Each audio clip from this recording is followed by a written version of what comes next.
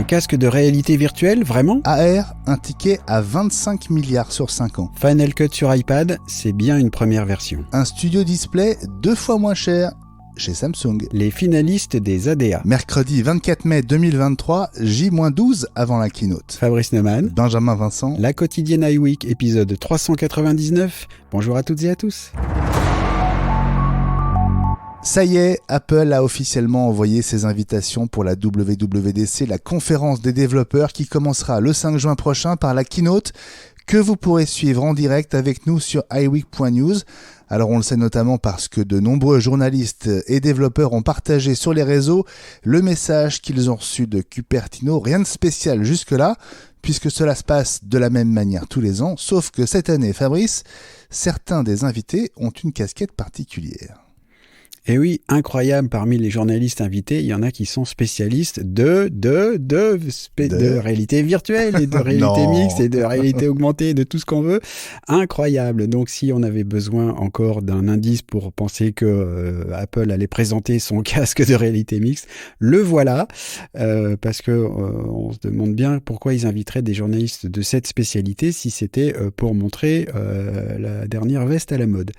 Et puis justement, en parlant de mode, c'est quand même comme ça que ça s'était passé aussi au moment du lancement de l'Apple Watch. C'est des journalistes de la presse de mode qui avaient été invités. Et quand Apple a lancé Apple TV+, il y a eu des stars de Hollywood qui ont été invitées aussi. Donc voilà, donc les indices concordent. Alors le faisceau d'indices devient vraiment très épais. Nous aurons donc un casque de réalité quelque chose présenté à la WWDC 2023.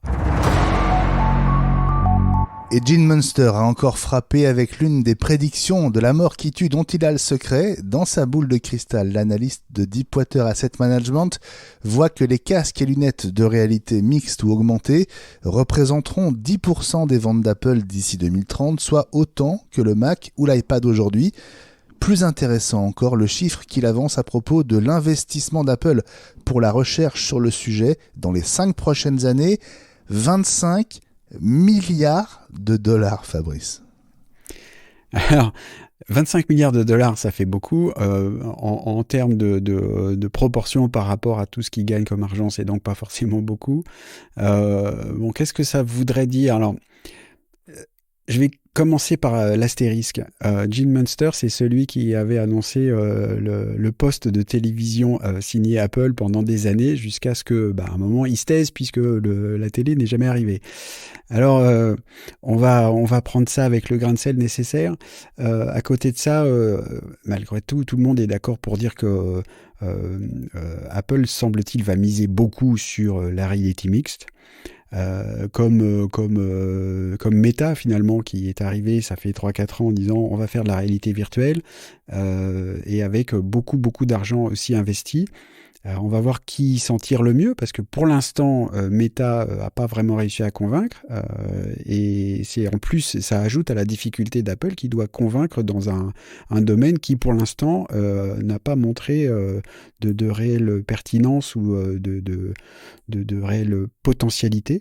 Alors on va voir ce qui se passe et donc finalement Gene Munster arrive à faire un truc, c'est-à-dire à augmenter encore notre envie d'en savoir plus.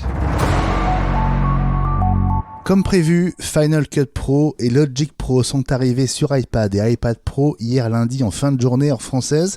Les premiers tests aussi sont arrivés, alors beaucoup saluent cette version tactile, bien pensée pour le stylet et le Magic Keyboard. En revanche, ceux qui espéraient retrouver l'intégralité des fonctions de la version Mac risquent d'être déçus. Et puis, le passage de l'iPad au Mac et vice-versa n'est pas au niveau de fluidité que Logic Pro de son côté propose déjà.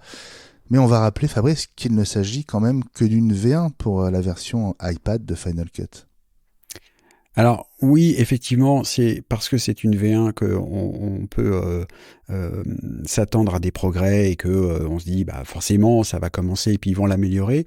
Je pense qu'une des problématiques finalement, c'est on a attendu Final Cut Pro sur iPad pendant des années. Ça fait, on a l'impression, même si Apple ne l'avait jamais annoncé, que c'est très en retard. Donc c'est aussi, il y a un peu de déception parce que ça fait longtemps qu'on attend ça et c'est donc pas tout à fait au même niveau.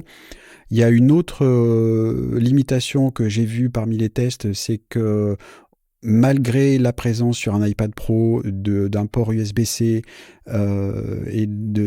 auquel on peut brancher un disque dur externe, on ne peut pas, avec Final Cut Pro sur iPad, éditer et faire du montage depuis le disque externe. Il faut forcément que le fichier soit dans la mémoire interne de l'iPad. Ce qui est justement, enfin, c'est un pendant de ce que tu disais, c'est-à-dire on ne peut pas passer un projet facilement de l'iPad au Mac et inversement, notamment à cause de ça, parce qu'on pourrait se dire, tiens, je fais le montage sur le SSD externe et puis je passe de l'un à l'autre. Voilà. Donc, ça veut dire que pour l'instant, il semble que le montage vidéo Final Cut Pro sur iPad, il faut le commencer sur iPad, le continuer sur iPad et le finir sur iPad. Et on rappelle, un Final Cut Pro sur iPad, c'est 4,99€ par mois, 49€ par an, avec un mois d'essai gratuit dans tous les cas. Vous trouvez l'Apple Studio Display 27 pouces beaucoup trop cher à 1749€. Les moniteurs série M présentés en janvier au CES par Samsung arriveront dans le courant du mois prochain et ils n'ont pas grand-chose à envier à l'écran Apple et seront proposés à moitié prix. Alors, je suis un petit peu partagé avec ça parce que beaucoup connaissent mon avis sur le Studio Display qui est effectivement beaucoup trop cher à mon avis pour ce qu'il propose. On parle beaucoup de ces moniteurs Samsung série M parce qu'extérieurement ils ressemblent au Studio Display d'Apple, c'est fait exprès, hein, avec un peu du gris, avec le pied qui est très proche, etc. Mais rappelons que les moniteurs série M, qui soient en 27 ou en 32 pouces, sont 4K et pas 5. Donc en termes de finesse d'affichage, c'est quand même pas la même chose. Le Studio Display a une luminosité maximum supérieure à 600 nits au lieu de 400. Et puis alors, ça va peut-être te surprendre, mais il y a aussi sur le Studio Display une webcam intégrée qui n'est pas la meilleure, mais sur les moniteurs Samsung, il y a une caméra externe qui est livrée avec et en fait qui peut s'accrocher en haut du moniteur avec un petit aimant. Et les quelques tests que j'ai vus montrent que c'est pas terrible. Alors l'image est moyenne et aussi, et c'est là une des grandes capacités d'Apple, au niveau du son. La prise de son d'un Apple Studio Display est bien meilleure que la prise de son du pauvre micro qu'il y a dans la webcam livrée avec le Samsung. Donc tout ça mis bout à bout, alors voilà, je ne dis pas que le Studio Display reste une bonne affaire, non, la qualité est meilleure, mais j'aurais trouvé normal qu'il coûte 1 000€ plutôt que 1 800.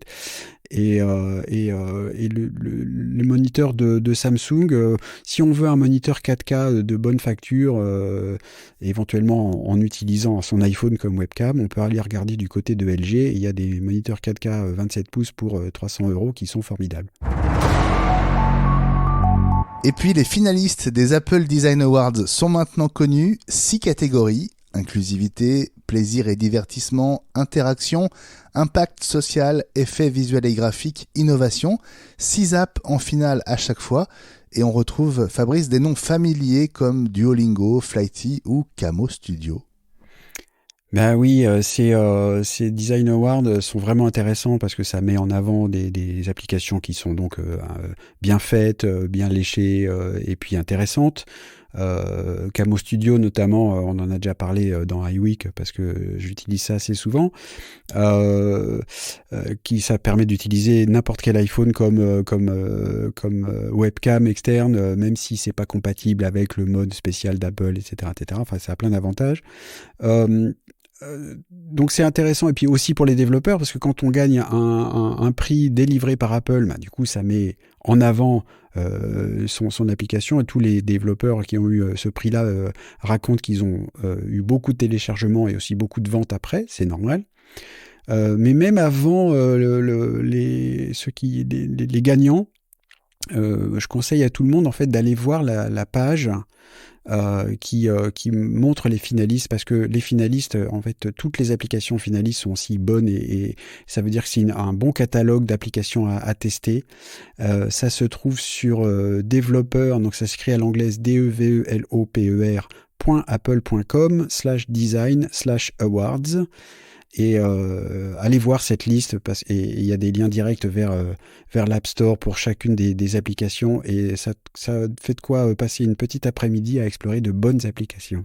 Et pour savoir qui va gagner, la remise des prix aura lieu à l'Apple Park le jour de la keynote, et donc le 5 juin à partir de 18h30 heure locale, 3h30 du matin heure française, donc dans la nuit de lundi à mardi.